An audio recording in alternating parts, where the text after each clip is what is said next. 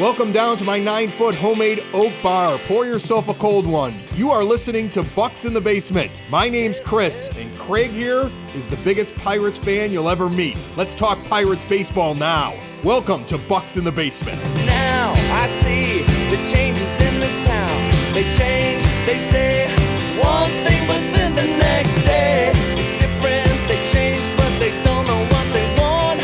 All they do is change. Going left, going right, travel day, travel night. That's where we'll go. No excuses, no goodbyes, no one cries, no one lies. We'll never know.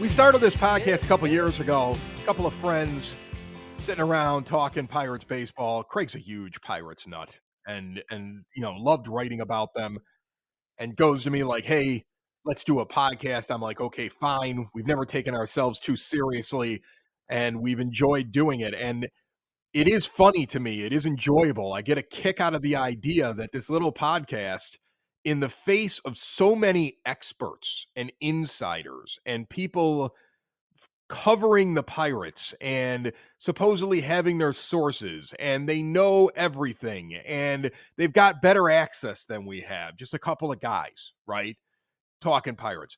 In the face of all of that, you, my friend, gave a very specific timeline many different ways. You did it on social media, I think more on this show, but you talked about it a little bit on this show.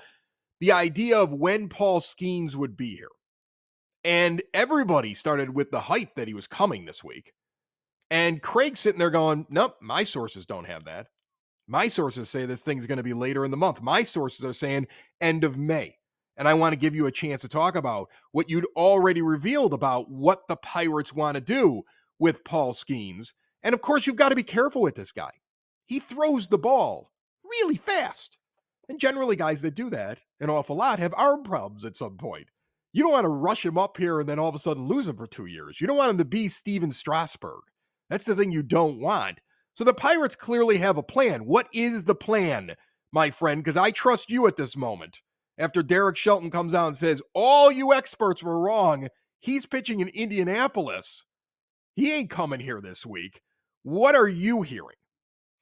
Well, Chris, this kind of all started, I guess it would have been back maybe not a full month ago, but probably at least, 3 weeks ago, I'll say, was basically hearing and laid out, and I did lay it out on the Minor League News and Brews portion of this, podcast on there, of what I saw as kind of the plan and laying it out for what, was going to happen with Paul Skenes, when he was going to come up, different stuff like that. I do know that, pretty much I saw a bunch of the guys from MLB Pipeline, a lot of the experts, they originally said like May 3rd. And I'm like, there's no way. What I'm hearing is pretty much getting around 40 innings of work by the end of May, and then kind of seeing where you go from there. Hearing more as that goes on. There was other people that came out that then changed, and they're just like, well, okay, well, now it's May 11th. And they have since, after Derek Shelton speaks, and maybe even a little bit before that, they might have been getting some inkling that there's at least 3 more starts that are coming in Indianapolis. And the thing that I didn't understand from the beginning, Chris, is when people were coming out on Sunday and saying that he was coming on the 10th, and the 10th was it was almost written in stone. Number one, he just went on 4 days rest for the first time in his professional career. Jack McMullen, who I've had on the Minor League News and Brews, pointed out that he did do a 5-game turnaround when he was with LSU through 120 pitches in each of those performances, which is somewhat malpractice because, the LSU coach just wants to win a national championship, but that's what he's paid to do and that's what he's there for. But did that. So you're telling me that you have these sources that are telling you that he's coming on the 10th, which would be on his second 4 days rest as a professional for the second time in a row, and that he's going to be debuting in Pittsburgh. How in the world does that even make sense? I mean, I understand that you probably were told this by people, but you may need to go back and like check those sources a little bit, because number one, it didn't make sense baseball wise. It didn't make sense from what I was hearing and what I was sharing with everybody. And here's the thing is, Chris, I care less about being right about this and just kind of put it out there for people, because for me, that was also best case scenario. There's still people out there saying, why wouldn't you push it back a couple weeks after that? Because then you could avoid Super 2.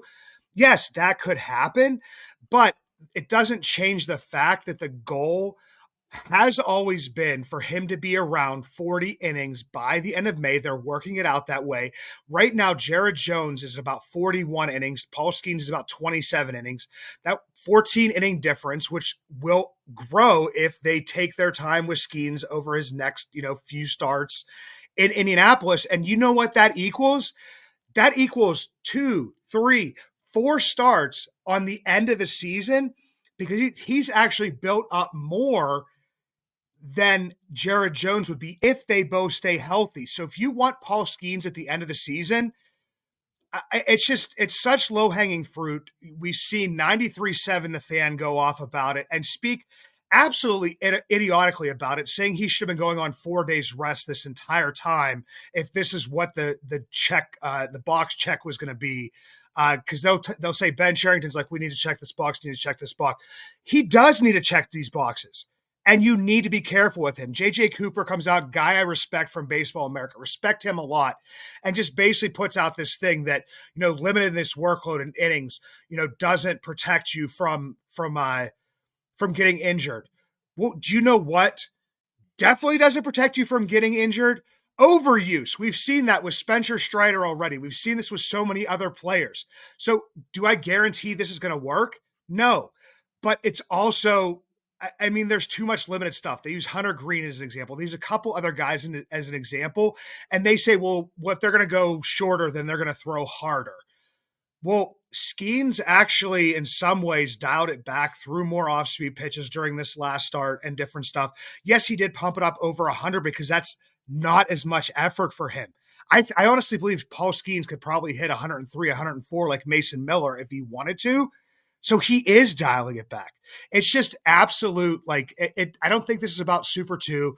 I don't believe this is about holding a player back. And the other part of this that people are missing the point of, that has happened over these last few weeks as it's been quote unquote pushed back in their mind, is that the Pirates rotation is actually performing well. You may not care if Bailey Falter is a part of the future plans, but guess who cares about that? The Pirates. You've got a left-handed pitcher who has just a little bit over a year of service time, and you can have him on your team for the next 4 years, so you don't have to go out and spend that $8 million on Martin Perez that you would hopefully spend in a different direction. So to say, oh yeah, we'll bump Bailey Falter back to the bullpen. The Pirates aren't thinking that way. Oh, we'll just send Quinn Priester back down. Quinn's had 2 quality starts in a row. Chris, you got me fired up a little bit, and I'm not trying to say oh, my sources are better than your sources. A lot of this was just common sense. And you believe something that you wanted to believe, because guess what? I want Paul Skenes up here as well. Whenever I find out that Paul Skenes is pitching, guess who's going to be there? I've been there for Quinn Priester's debut. I've been there for Garrett Cole's debut, Neil Walker's, Andrew McCutcheon's. I mean, Josh Bell, I was there a day late because actually your sister was in town and we had dinner reservations with them the night before for a birthday or something. So we went the next day. So I'll be there. I'm excited, but just use common sense, people. First off, there's a lot there, but I love it. First off, I think you were telling me you're thinking it could possibly happen in the last week of May, right? That's possible. May 24th, 25th, because it will happen. That's what you're hearing, and that's how it would work out. Secondly, I love your comment there on Bailey Falter. I think that Pirates fans looking to get rid of him are missing something. They're missing the point, right? Like we sit here all the time. We'll look at the roster. We're like, okay, this is what you have, right? We've been doing that for years now. This is what you have, right? And when this season started, what you had was Mitch Keller, Marco Gonzales, and Martin Perez. That's what you had. Jared Jones was a question. You weren't exactly sure. Was it going to continue what you were seeing in spring training? Bailey Falter was, how are they going to use him? And it was a question of when would Quinn get here and would Priester be good this time around and another go? When would Skenes get here? That's what the conversation was just a couple of months ago. Take the win, Pirates fans, with Bailey Falter. The unexpected rise of a player is one of the most beautiful things in baseball. And not every team gets it. And for every prospect that you have that you wish will turn into something, let's say you got 10 prospects, you're lucky if 3 of them become good. I mean, it's a crapshoot no matter what their pedigree is. Just pick up a list of the top 100 MLB prospects on MLB Pipeline 10 years ago and tell me how many of them actually became ball players you remember. And that's how prospects work. So when you get a gift in a pitcher who's 27 years old that you have control of, that's not going to be an ace, right? I mean, his whip is 4.34 and his fielding independent pitching is 4.91. His ERA plus is under 100 at 95, but his walks and hits per innings pitched at 1.018. His hits per 9 inning at 7. His home runs per 9 under 2, but still pretty high, right? But I mean, that is actually a very similar number to what Jared Jones is giving up right now. He's giving up 1.5 home runs per 9 innings.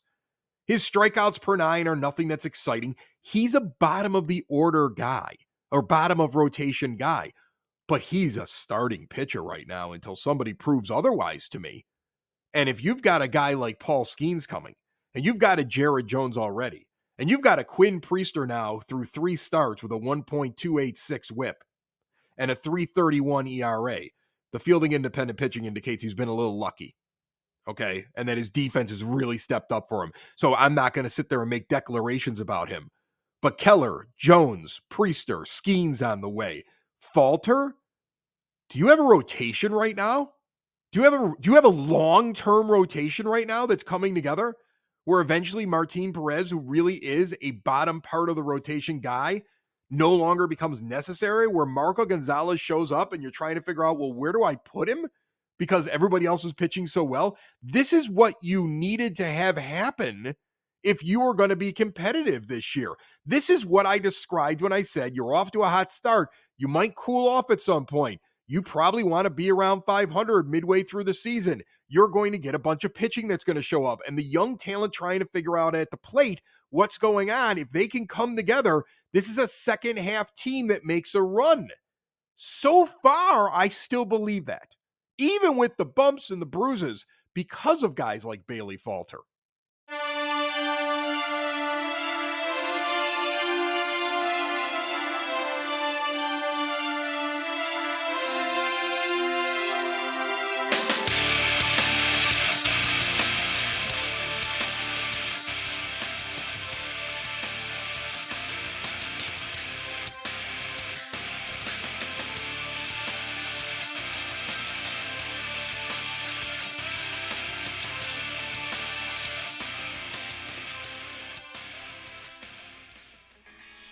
Are you a fan of the Pittsburgh Pirates and supporting small businesses? If so, Bucs in the Basement has you covered. Introducing the Bucs in the Basement Vouch Store with products from places like Split Rock Coffee, coffee with a purpose, established, owned, and operated by disabled veterans, sworn to protect America, or Camp Craft Cocktails, more than cocktails. It's a mission to build longer tables where everyone is welcome. We try and vouch for these products. Bucs in the Basement, proudly brought to you by Vouch. Visit our Vouch store at bucsinthebasement.com or simply click on the link in the show notes. And with Bailey Falter, I mean, the thing was, Chris, 2 years ago, he was pitching meaningful games for the crosstown, cross state Philadelphia Phillies to like the tune of like a 1.2 something whip. I mean, it's not like he hadn't had success, and this is in no way guaranteeing like career long or even season long or month long success or whatever it may be. But the Pirates obviously identified something. I believe I said something last week about the fact that for some reason, Oscar Marine has a thing where he can get soft tossing lefties to find success. Did it with Tyler Anderson, who they, faced last night, and Edward Olivares cleared one, over the bleachers in left field, but I mean, found success and got paid after Pittsburgh. Jose Quintana has done that. Martin Perez is doing it right now. So it shouldn't be a surprise that, in some ways that Bailey Falter was doing that. But I mean, people just want to move past, players that maybe they don't like or they don't see as part of the future and just move to people. Like they'll mention like Anthony Salamito and not. He's not ready yet, though. He's not going to be here for a little while. And what are you rushing a guy like that for? Be thankful that he will be here eventually, and you could take your time a little bit, because it really did feel, Craig, like you're going to have to rush guys here. Yeah. Didn't it feel like you were behind? I mean, like seriously, black is white, up is down, cats and dogs are living together. I mean, the Pirates have figured out the pitching, the starting pitching is doing better than expected right now and looks better than expected long term. And meanwhile, I look at a lineup that I'm like, can anybody hit? Like, I thought this was going to be better. I thought the lineup was going to be better because last year I watched Ben Cherington find these little diamonds in the rough and pull all the right levers with his pro scouting. And I'm like, well, O'Neal Cruz will be back and everybody's going to take another step. And I'm like, ugh, right? Like, so, I mean, like, look, I'm not excited about the pitching. The pitching is the least of your problems right now. Starting pitching, least of your problems. Okay. Which is kind of crazy to think, man. And yeah, and we say the hitting and different stuff like that. And once again, like people, I feel like I'll lay this out. This is the worst time of year for Pirates, I guess, media or news or whatever it may be. The draft is over. So, I mean, there's only so many stories that you can get out of that for Steelers fans. The Penguins didn't make the playoffs for the second year in a row because we would normally have, Stanley Cup playoff hockey to talk about. And, camp for the Steelers doesn't open up again until like August. I know. And you're already listening to stupid stories like, are they going to have Justin Fields return kicks? Like that's. Yeah. And here's the everybody's grasping for something to talk about in Pittsburgh. And you know what? I think the problem is you have a lot of people turning their eyes to the Pirates who didn't look at them as closely as we looked at them. And other podcasts. There are other podcasts in the marketplace as well who have been following this team for the last couple of years and have been really the only voice of the team. And I think that there are times when you have the mainstream media who avoids talking about this team, then try to sound like they know something about it, and they sound stupid. Oh, it's like they're not really getting what the team is, how it was constructed, and where they're at in the build that they're going, and how do you win this year? You win this year the way that we've been describing it, right? Like I'm upset that they're under 500 right now, but they're not 10 under 500 right now. They've got pitching. Pitching wins championships. They got to figure out the hitting. Derek Sheldon has to figure out how is he going to manage a team that can't hit a lot of home runs because there's not enough. How can he manage a team that's going to be basically a 250 hitting team? Because that's what they are. And that's you got to run, guys. You got to run a lot. You got to manufacture runs. You got to find a way to get guys going, but you also have to find a way to scratch out those runs for this pitching staff that's keeping guys off base and giving you an opportunity every single day. Yeah, it's in town stupid is what it is. Usually it's out of town stupid, but it's in town stupid. Just as like you said, they avoid talking about the Pirates, and they usually get to avoid talking about the Pirates for 11 out of the 12 months. But now, because of the reasons I described, they actually have to talk about them. So the same people that were calling for Henry Davis to get called up too early last year are now bashing the development because Henry Davis has been demoted and now, you've screwed up his development and it's a failure. But then they still point to Contreras for the Brewers as like the guideline of why can't we get a catcher like this? But they completely forget that when he was with the Braves, when they brought him up, they didn't have a 37-year-old DH filling and clogging up that spot. So they were able to split his time between DH and catcher, and to be able to bring him along hitting and catching instead of asking this kid who's caught 2 games, who hadn't caught that much in even his professional career, to then catch and hit at the same time. So they didn't screw up his development. You're right about that. I mean, like, it's amazing you're bringing that up, Craig. It's amazing you're bringing that up because who did we give as example to how we wanted to see Henry Davis handled? We gave William Contreras. And I'll be honest with you. The reason I knew so much about William Contreras is because of fantasy baseball, of my dynasty fantasy baseball league, and the fact that he was a prospect that I had scouted, and I watched how the Braves were using him, and I watched how he was developed there, and I watched how the Brewers handled it when they brought him on. And remember, when he was traded, he was not the number one thing in that 3-team trade that was being moved along, but he was the most interesting piece to somebody who's a prospect hound and pays attention to those players. And he was not forced into he was an outfielder basically for the Braves and a DH while they were trying to bring him along.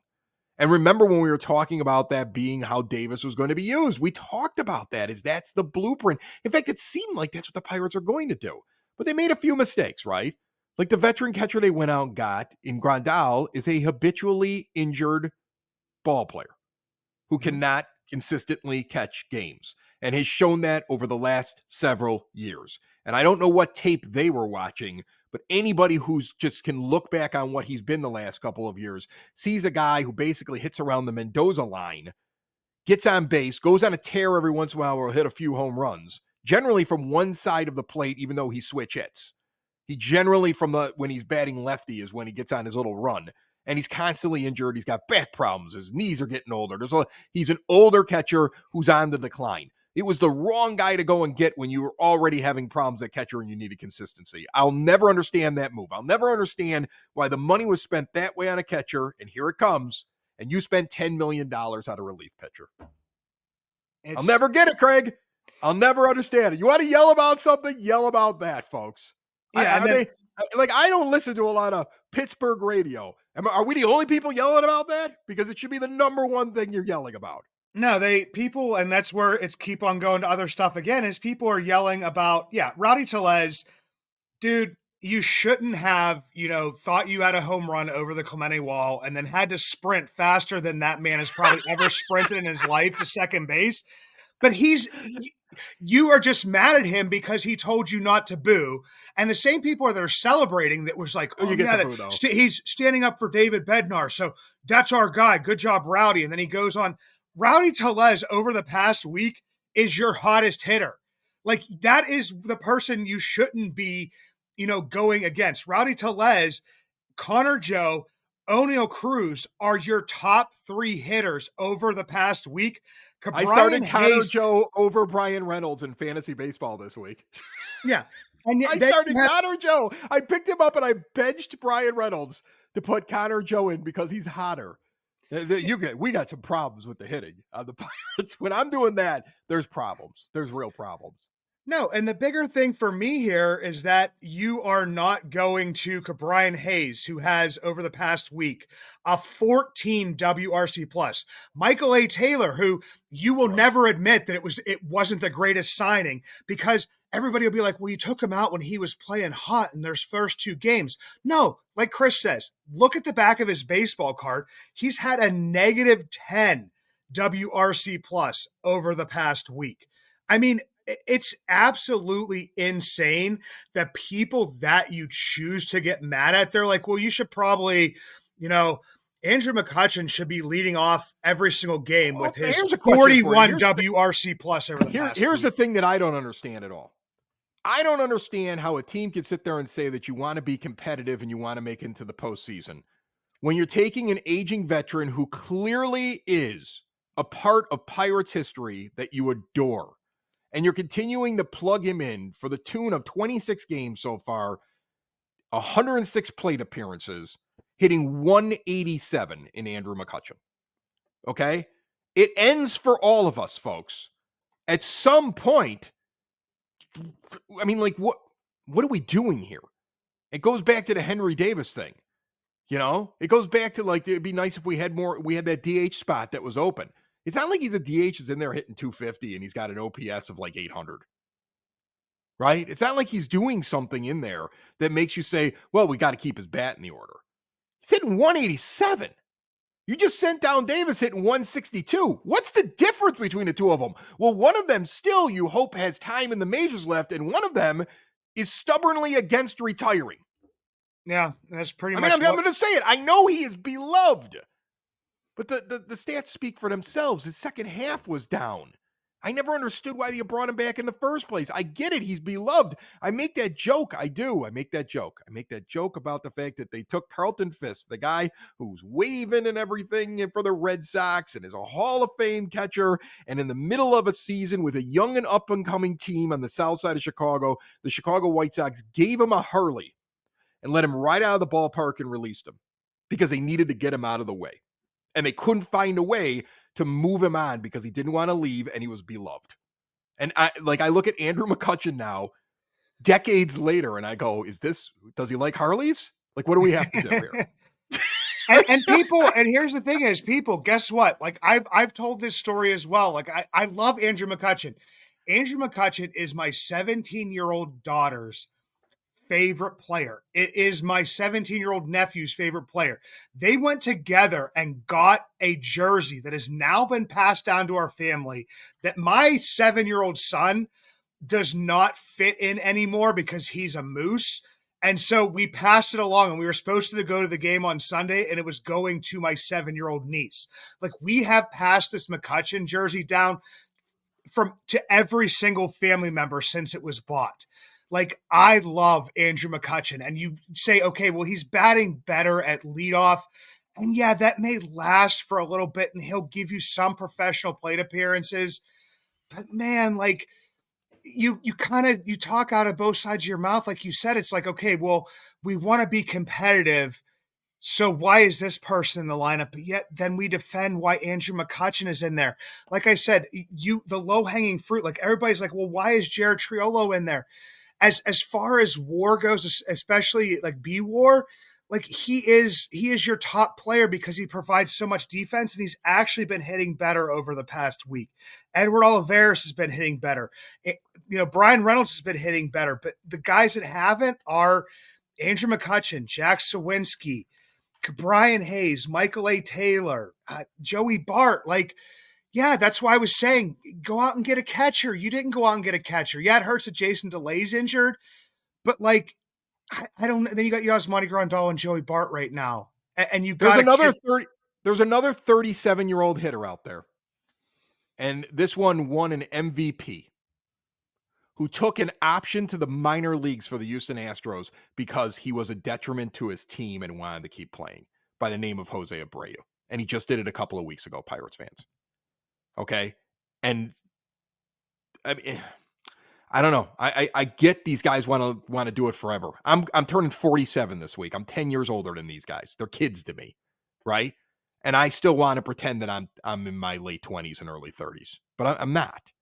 And like, I don't know, man. I see other teams handling veterans that look, for crying out loud, the Astros don't even have to care about what Jose Abreu does.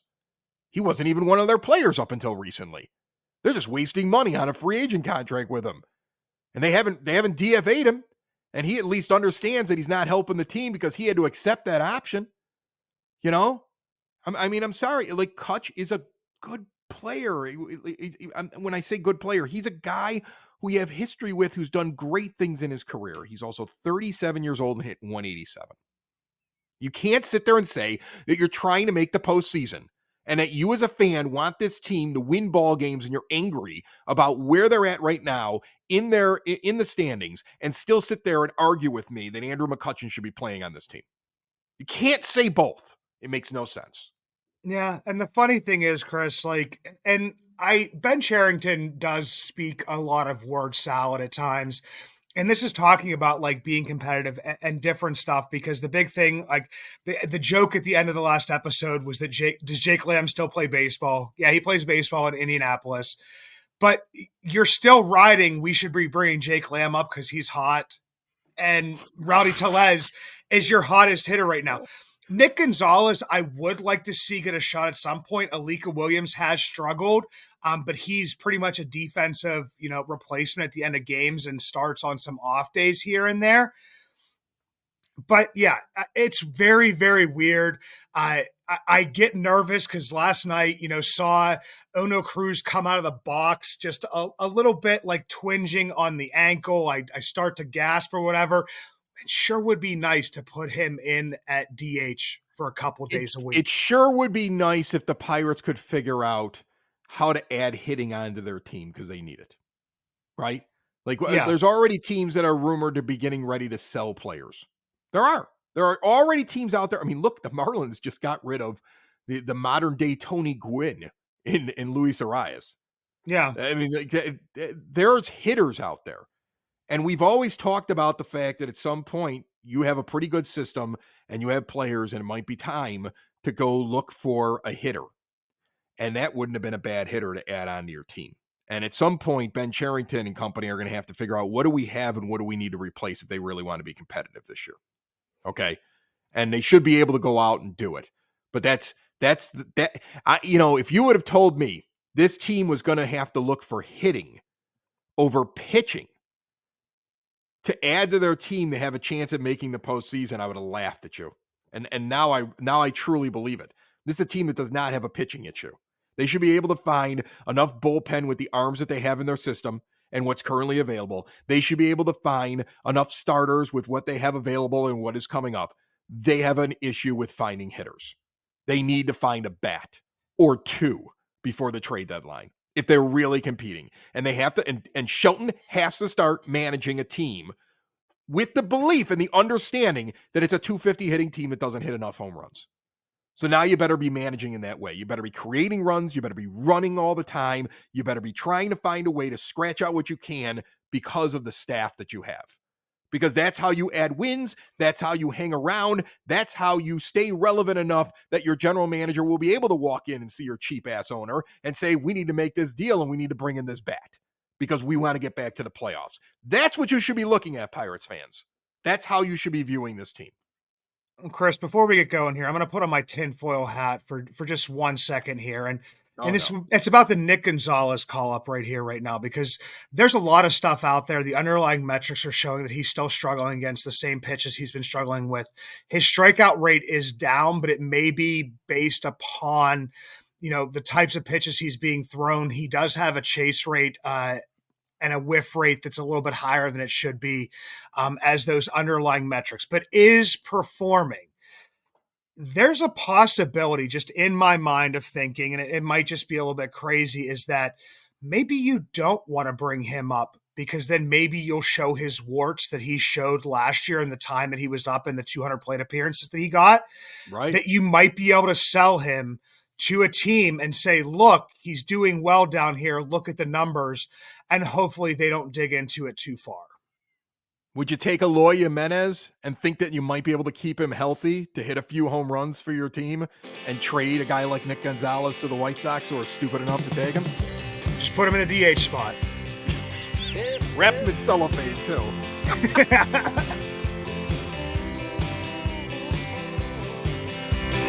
Now I see the changes in this town. They change, they say